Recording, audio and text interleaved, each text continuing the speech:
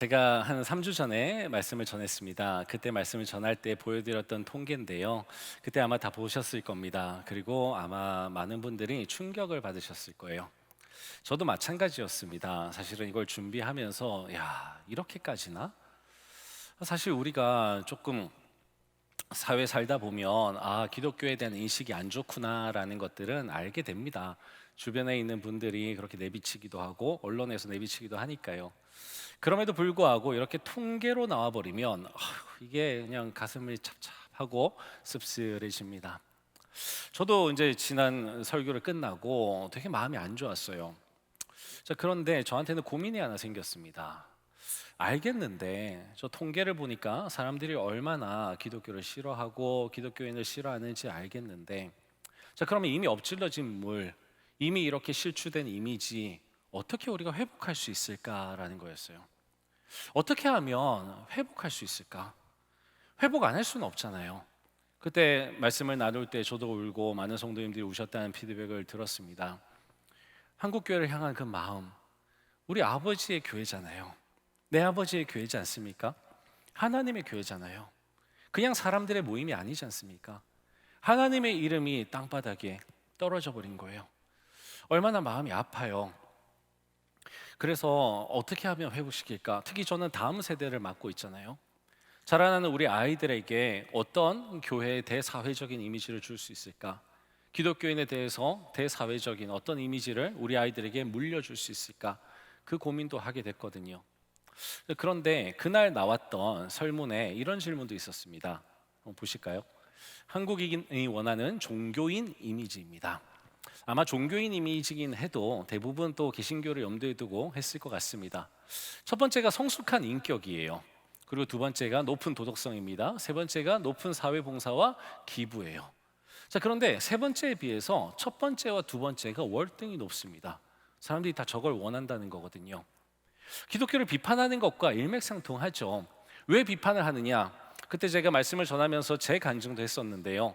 기대치가 있기 때문이에요. 지금 보십시오. 기대하는 거잖아요. 종교인들에 대해서 나 기대해. 뭘 기대해요?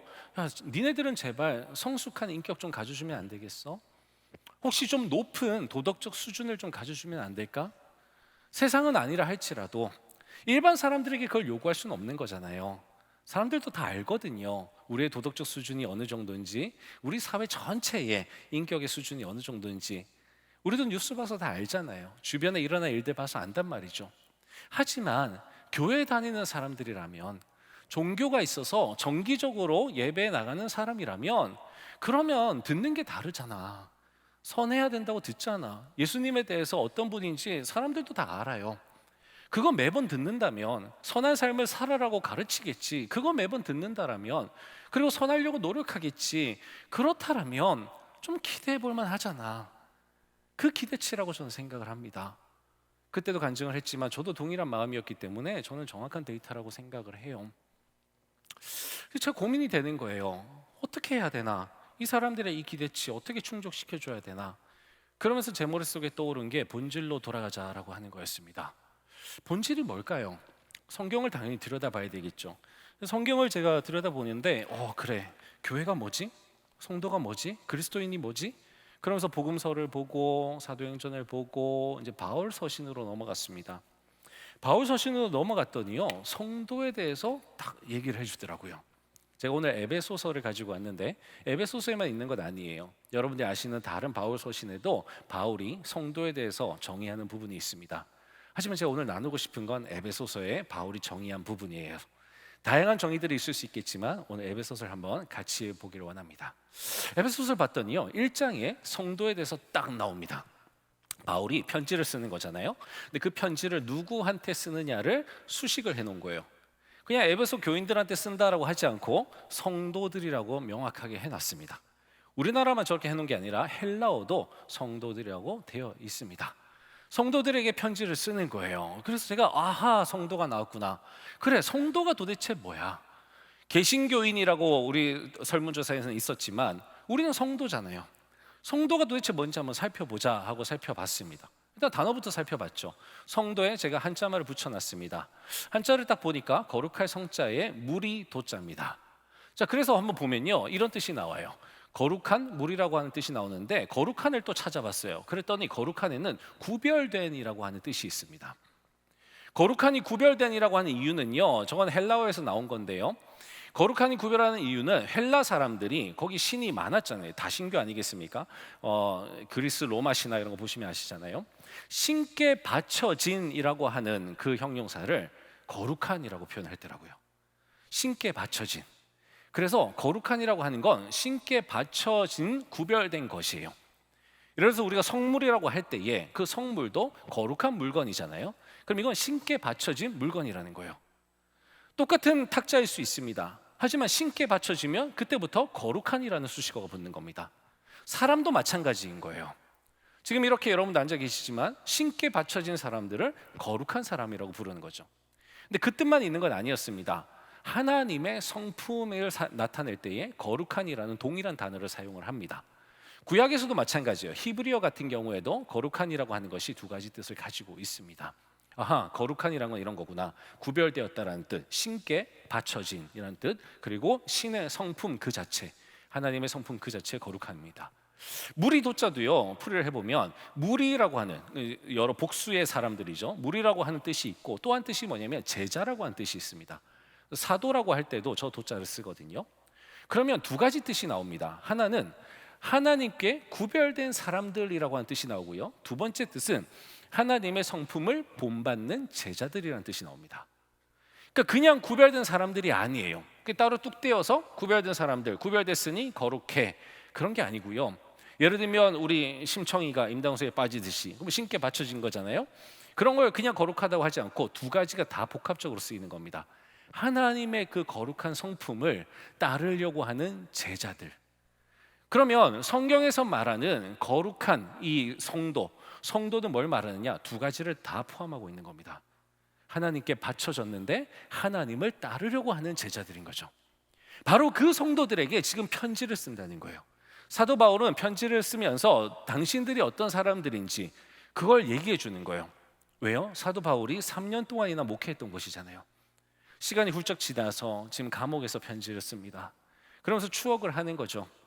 나 바울에 대해서 쭉 썼지만 시간 관계상 바울에 대해서 언급하지 않겠습니다.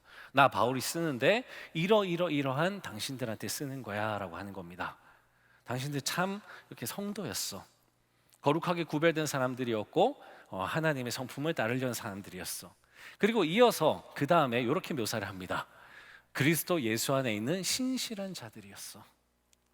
너무 좋을 것 같아요.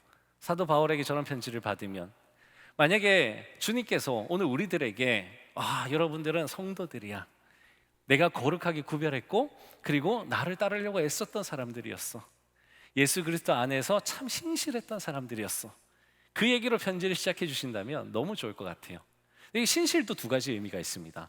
첫 번째 의미는 믿음이 좋다는 거예요. 믿음이 참 신실해라는 게 있고요. 두 번째는 태도가 신실하다는 겁니다.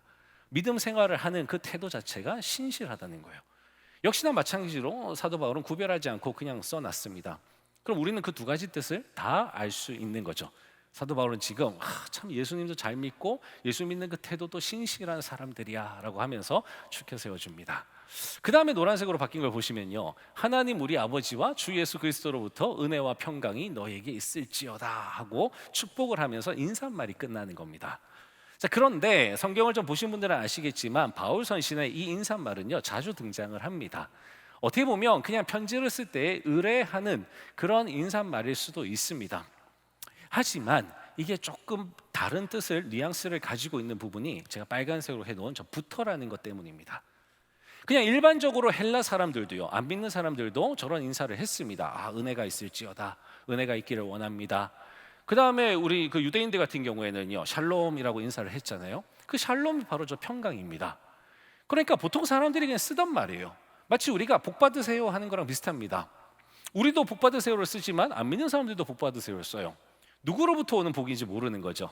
하지만 우리 믿는 사람들은 굳이 주님으로부터 오는 복을 받으세요 안 해도 그냥 복 받으세요, 복이 주님으로부터 온다는 걸 알고 있습니다. 자, 사도 바울은 지금 그걸 명시해 주는 거예요.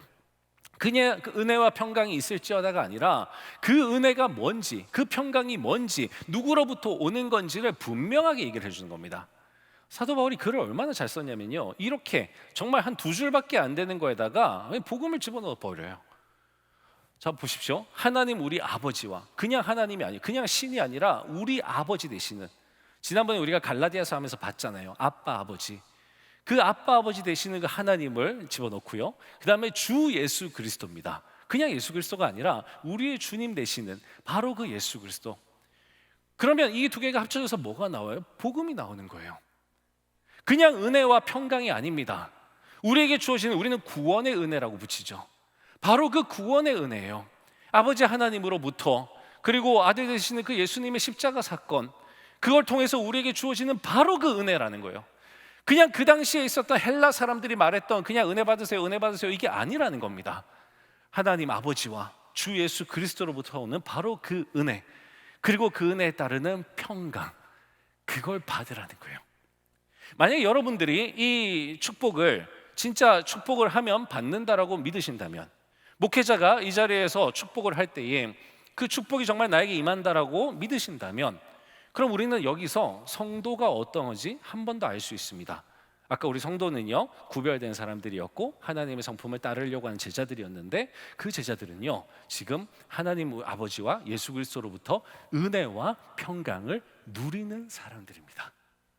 여기에 대해서 사도 바울은 한 번 더 설명을 합니다. 찬송하리로다 하나님 곧 우리 주 예수 그리스도의 아버지께서 그리스도 안에서 하늘에 속한 모든 신령한 복을 우리에게 주시되, 곧 창세 전에 그리스도 안에서 우리를 택하사 우리로 사랑 안에서 그 앞에 거룩하고 흠이 없게 하시려고. 여러분, 지금 사도 바울이 뭐라고 했냐면요, 그 은혜와 평강은 그냥 은혜와 평강이 아니야, 하늘에 속한 신령한 복이야 라고 얘기를 합니다. 그걸 받는 너희들이야. 그 너희들이 누구라고요? 성도라는 거예요. 성도는 하늘의 신령한 복을 받아 누리는 사람들입니다. 할렐루야. 여러분, 우리는 그런 사람들이에요. 그게 성도라는 거예요. 자, 근데 그 신령한 복을 보니까요, 창세전에 그리스도 안에서 우리를 택하셨대요. 누군가 제 생일 잔치를 해주는데 한 달 전부터 계획을 했더라고요. 선물도 사고 레스토랑 예약도 하고, 그리고 나서 이제 저한테 얘기를 하는 거예요. 목사님 이거 하는데 한 달 걸렸어요. 그 레스토랑 음식을 맛보기도 전에, 그 선물을 뜯기도 전에 저는 그 말이 감동이었어요. 한 달 전부터 제가 뭐라고 한 달 전부터 그렇게 준비를 해줘요. 여러분, 우리가 뭐라고 주님께서 창세 전부터 그리스도 안에서 우리를 택해 주세요. 내가 뭐라고, 성도가 뭐라고 창세 전부터 택해 주시는 거예요.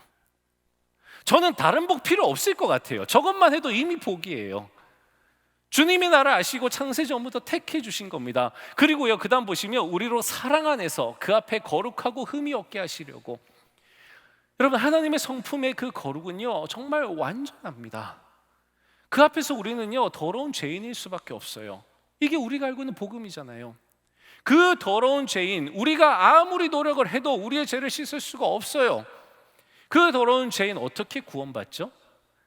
네, 예수 그리스도 안에서 하나님의 아들이 되면서 구원받습니다. 그게 그때 우리가 갈라디아에서도 봤던 거잖아요. 그 기쁘신 뜻대로 우리를 예정하사 예수 그리스도로 말미암아 자기의 아들들이 되게 하셨으니, 그냥 아들 삼아 버리신 거예요. 여러분, 너무 놀랍죠? 사도 바울이 지금 몇 줄 안 됐잖아요. 그런데 이 에베소서의 서론 부분에다가 이 복음을 집어넣어 버리는 겁니다. 에베소 교인들이 어떤 상태였는지 모르겠어요. 근데 뒤에 보면 뭐 이런저런 안 좋은 상태였던 것 같아요. 그래서 이런저런 조언들을 합니다. 그런데 그 에베소 교인들한테 니네들이 누군지 알아? 라는 거예요. 너희들의 정체성이 성도인데, 성도가 뭔지 알아? 성도는 신령한 복을 받은 사람이야. 성도는 하나님의 그 은혜와 평강이 임한 사람들이야. 그걸 누리고 있는 사람들이야. 창세 전부터 우리가 구원받은 사람들이야. 택함 받았고 하나님께서 친히 자기의 기쁘신 뜻을 따라, 너무 기쁘신 거예요. 아들 삼아야지, 아들 삼아야지, 아들 삼아야지, 아들 삼아야지. 너도 아들이야, 너도 아들이야, 아들이야. 그렇게 하신 거예요. 그렇게 불러 모으신 게 바로 우리 교회들이에요. 그렇게 불러 모아주시는 게 바로 성도들이라는 거예요. 여러분, 이게 우리의 정체성입니다. 성도를 보시면요, 그러면 종합해 보면 아빠가 누구예요? 하나님이세요. 아빠가 하나님이에요. 그런데 우리 주님은요, 주인 되시는 분은 예수님이에요. 그리고 우리가 받은 복은요, 은혜와 평강입니다. 여러분, 이걸 다 누리고 사는 게 바로 성도라는 거예요. 이게 성도의 근원적인 정체성입니다. 뭔가 달라도 너무 달라요. 일반적인 사람과 너무 달라요. 왜 사람들이 그리스도인들에게 이렇게 요구하는지 알겠어요. 왜 당신들은 좀 다르면 안 돼? 라고 하는지 알겠어요. 왜요? 성경을 보니까 너무 다르잖아요. 우리와 그분들은 다릅니다. 아빠가 달라요.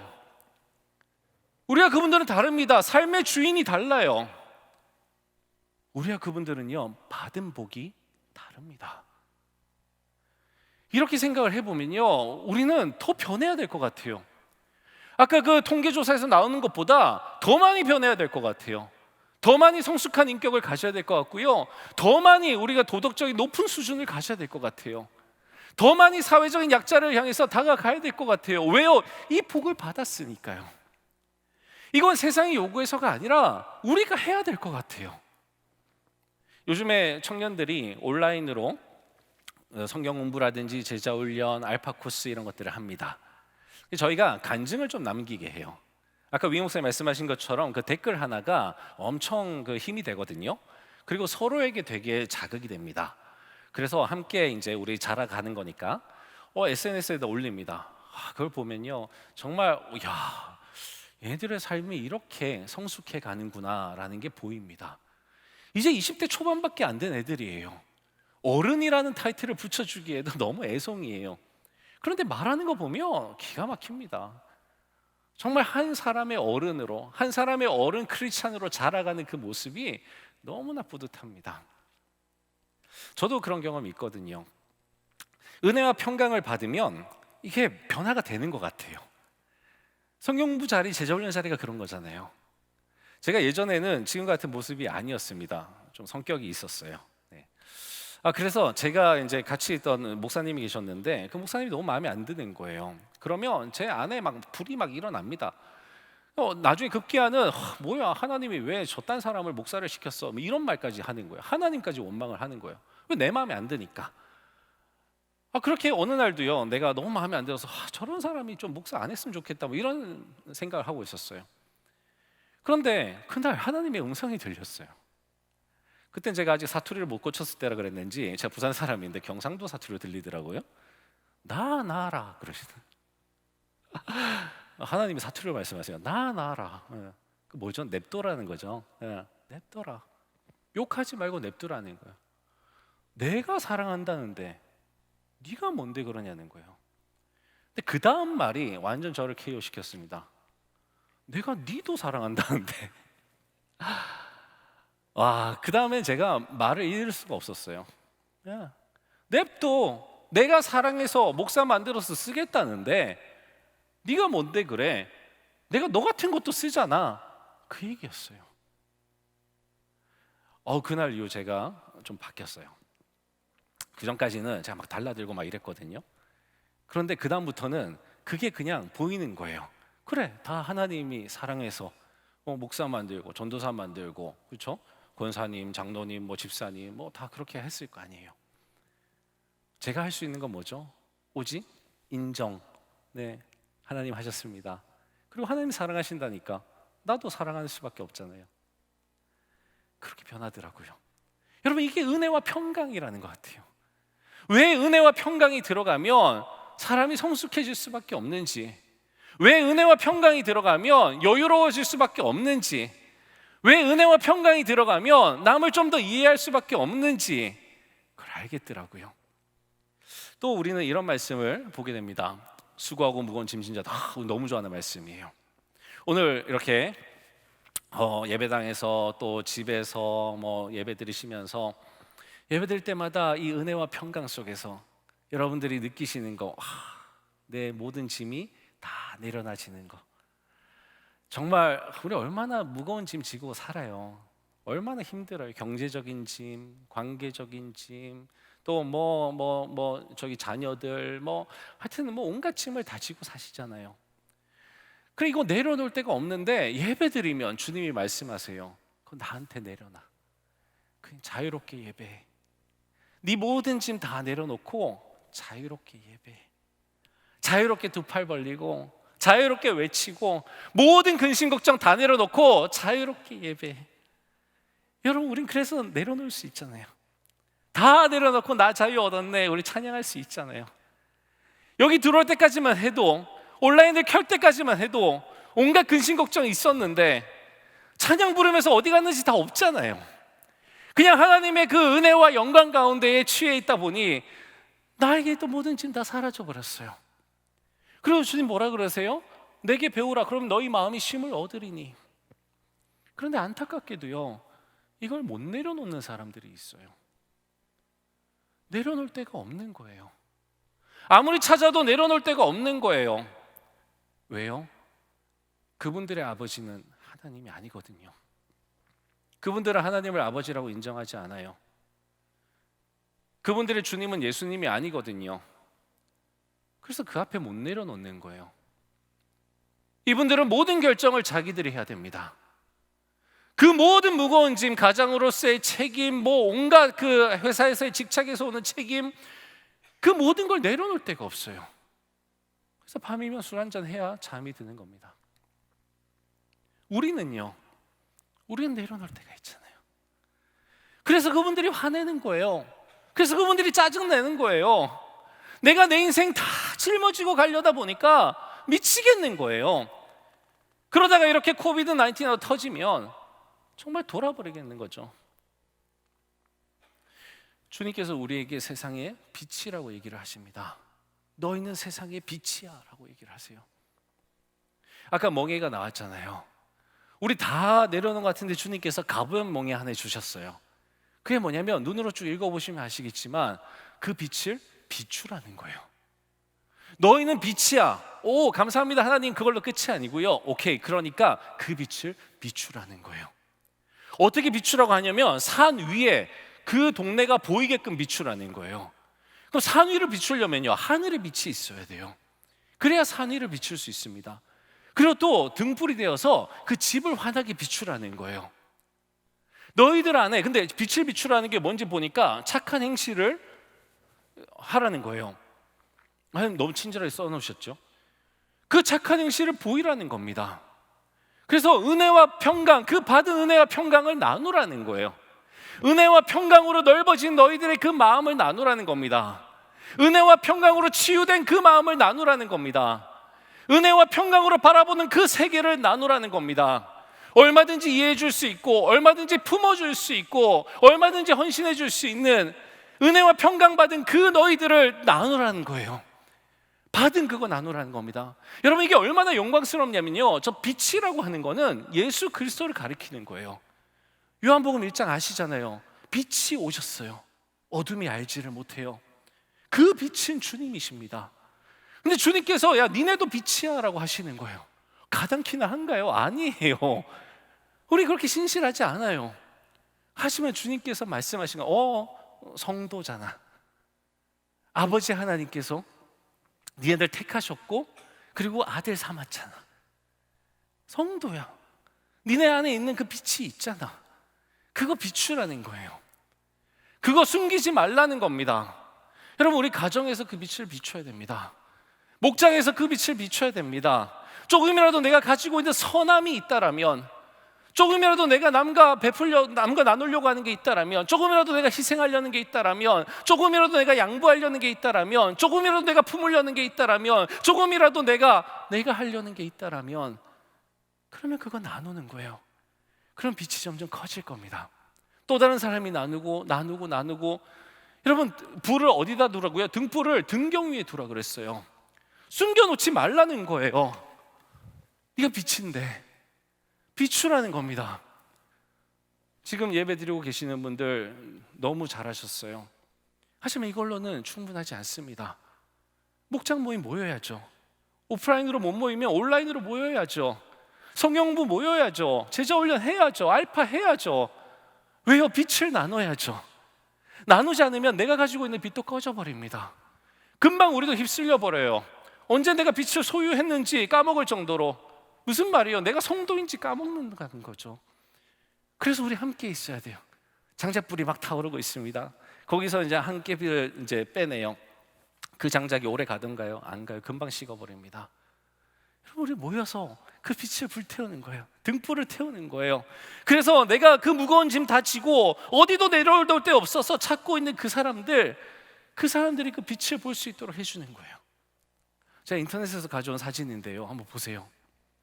저기 밝게 빛나는 저 집이 보이시죠? 여러분들이 저 산 속에 있다고 생각해 보세요. 내가 저 흑암 가운데 있다고 생각해 보세요. 저기서 빛이 보여요. 집이에요.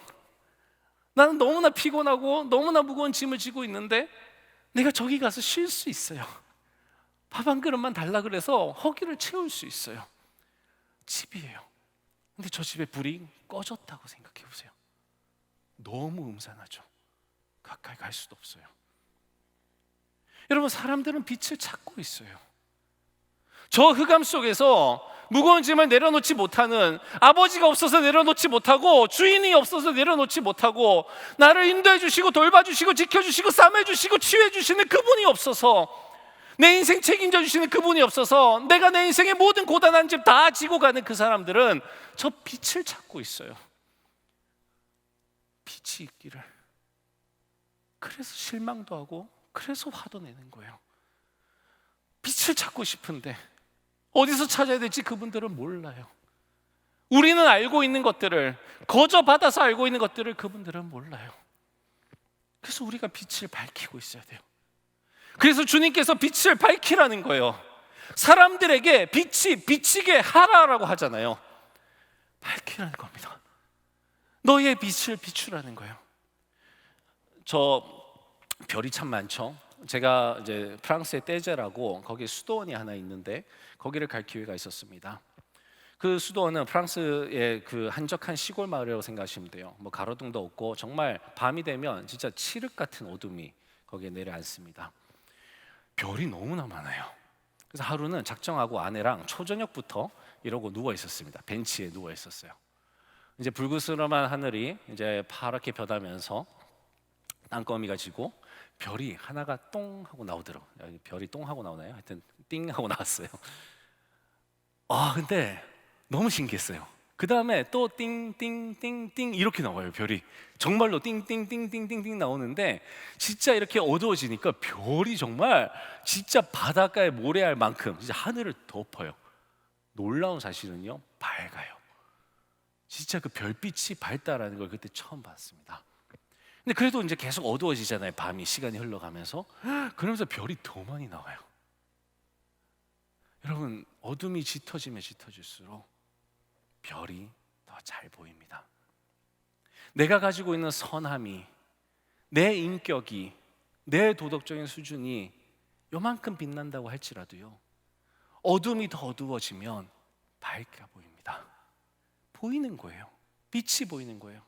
없지 않아요. 우리 모두는 하나님께서 선택하신 거룩한 하나님의 성도들입니다. 없지 않아요.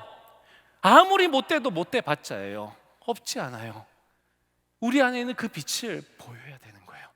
밝혀야 되는 겁니다. 그럼 사람들이 올 겁니다. 빛 가운데 올 거예요. 제가 그래서 어떻게 하면 이 실추된 이미지를 회복시킬 수 있을까?